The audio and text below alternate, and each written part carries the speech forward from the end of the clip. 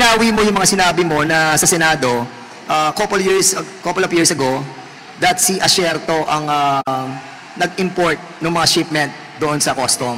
Kailan mo siya binawi? During my testimony at the court, at the Regional Trial Court of Manila. When was this? Your Honor, I think that was only last year. The reason why you recanted is why?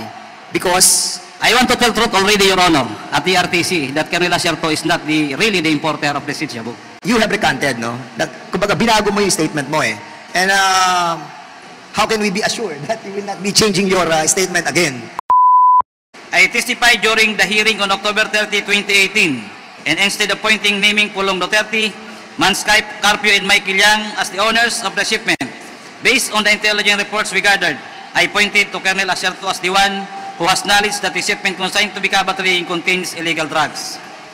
I recanted my said statement against Asierto through my judicial affidavit, which I executed and submitted during the criminal case number R-MNL-19-03-472CR for violation of Article 2, Section 4 in relation to 28 and 31 of Republic Act number 9165, of which I was convicted and adjudged guilty as charged and was sentenced to suffer the penalty of life imprisonment and to pay a fine of 500,000 pesos.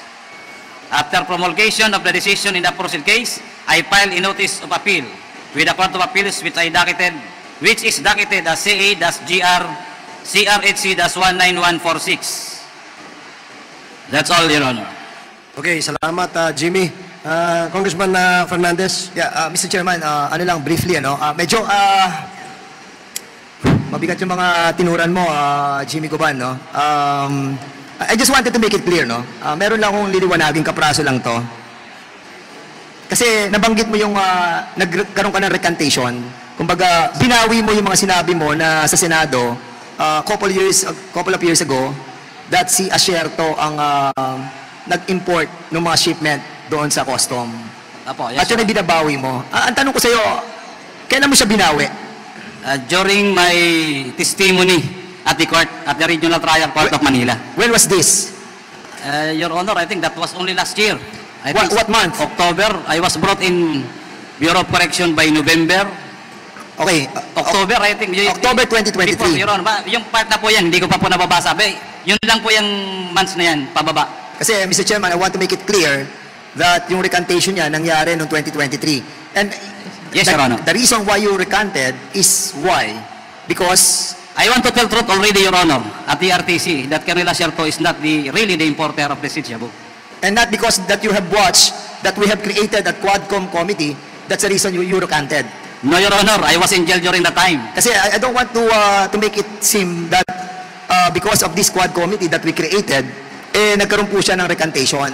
And I don't want that to be perceived by the people and by us that you have manifested that statement that you have mentioned a while ago because you have recanted a year ago.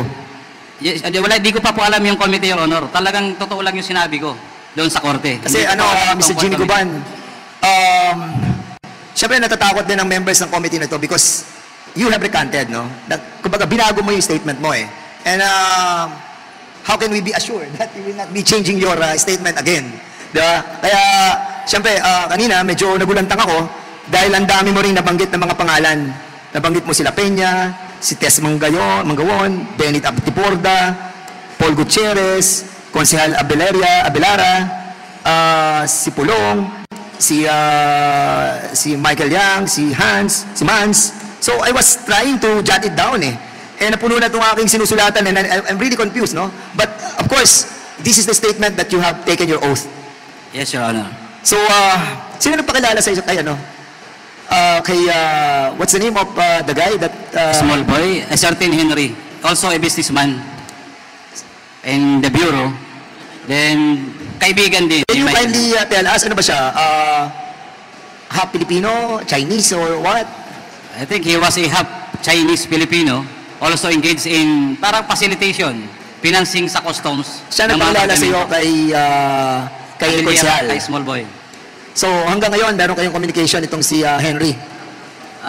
Your Honor, wala akong communication, nakakulong ako. And hopefully, nandito pa siya sa Pilipinas. Anong ipilido ng Henry? Your Honor, yun hang ano ko yun pag once ma-refresh ha ako. Makukuha ko po yun. Kanina na sinasabi mo rin yung narinig ko yung pangalan ni Paul Gutierrez. Yes, Your Honor. Nung binabanggit mo na pumasok siya doon sa custody center ng Senado. Apo. So, sino kasama niya doon?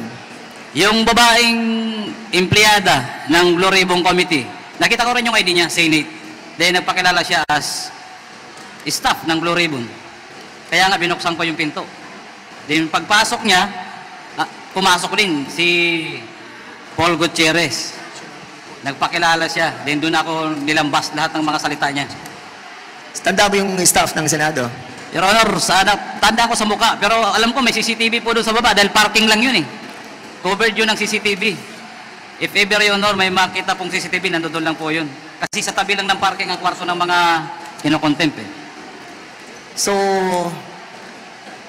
nung tinuro mo, kasi sinasabi mo ngayon na wala kinalaman si Asierto.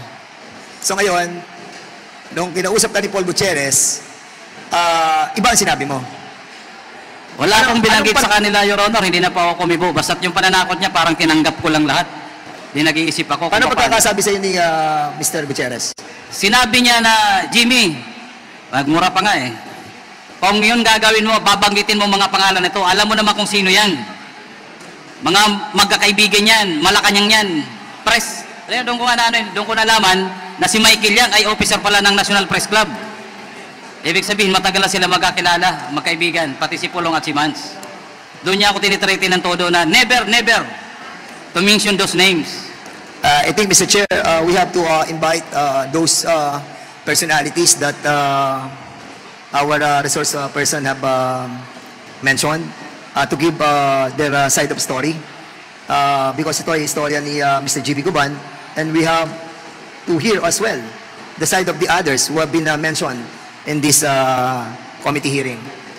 Siguro later on, I'll be propounding my question again, but for the meantime, medyo madugo lang yung kanyang mga nasabi, kaya I'm giving some time for the other members to propound their question as well. Thank you, Chairman Dan Fernandez. Pwede bang mag-clarify ng sa iyong sinabi kanina? Are we going to invite personalities na na-mention ni Jimmy Guban to the next committee hearing of the Quadcom? And if so, pwede bang malaman kung sino-sino ito? Ang nakikita ko, Mr. Chairman, because he mentioned that he spoken with Henry. You have mentioned Henry. Itong Henry, siguro, ano siya? Empleyado ba siya ng custom? No, broker din. No. Parang kung anong kaibigan din ni Michael Yang. Pero he is a registered broker sa Hindi po, custom. ano lang yan, parang financer. Ganun po sa customs eh. May financer, may nagko-consolidate ng mga kargamento galing sa China, abroad. So, Mr. Chairman, dyan, binibigyan ng brokerage company. Mr. Chairman, I think yung samahan ng mga brokerage siguro knows this guy. Siguro kilala siya sa brokerage industry. Mas probably, Your Honor. So maybe we'll try to find this person. And he mentioned as well dito, kung titignan mo yung kanyang binanggit kanina na sinusulat ko, ay nakausap niya si Paul Gutierrez. Nakausap din niya nakausap mo ba yung konsehal? Yes, Your Honor. So may direct knowledge siya, Mr. Chairman. So let's invite those people who have direct knowledge and information about doon sa, I mean, those personalities that he have spoken with. So katulad ni Consejal Abellera ba yun? Abellera. And Paul Gutierrez. Yung test Mangawan? Mangawang. Have you talked to her? Di po kami nag-uusap kahit po nang nag-hearing na Senado. Wala kamo kahit po sa lower house, di po kami nag-uusap. How about si La Peña? You mentioned La Peña. We never talk also, except sa mga hearing. So, I think, Mr. Chairman, yun lang po yung nadinig ko doon sa mga binanggit niya. Hindi ko pa nababasa masyado yung kanyang sinumpaan. But, of course, siguro sa susunod, we can invite others as well. Your Honor, yung humawak po doon sa 3 tao na nawawala, yung PDEA, bakit nawala? Yung 3 tao na si Bakeran, si Katipan, yung consignee na nawawala until now. Hawak ko yun ng PDEA. Consignee ng Yung Bicaba Trading po, yung taga-Kalapan. So, the owners of Becaba Trading. Yes, Your Honor. Okay. hawak ng PDL. Okay, at the proper time, before the committee adjourns this committee hearing today, we will ask the chair of the public order to make a motion with respect to the resource persons that we wish to invite in the subsequent hearings of the Committee on Dangerous Drugs. I'm sorry, the Quadcom, rather. So, mamaya, as we go along dun sa affidavit ni Mr. Guban, I'm sure marami pong katanungan mula sa ating mga kasamahan dito to clarify yung mga sinabi mo rito, Jimmy, no? Pero bagong lahat na yan, Binanggit niya si General Quinto. And you reported this to General Quinto. bago ang lahat na yan, gusto lamang natin linawin na ito pong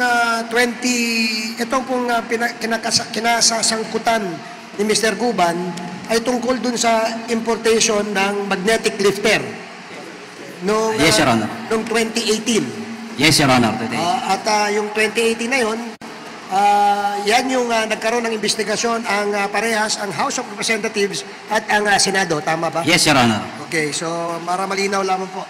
So, Umani naman ito ng iba't ibang reaksyon mula sa ating mga netizens. Ayon kay Marlo Panamoga, ensure na sa susunod na Pangulo ng Pilipinas ay muli na naman babaliktad itong si Mr. Guban. Pahayag naman ni Crisostomo Lapita, parang mahirap paniwalaan ang mga sinasabi ni Mr. Guban dahil nagsinungaling siya sa Senate hearing.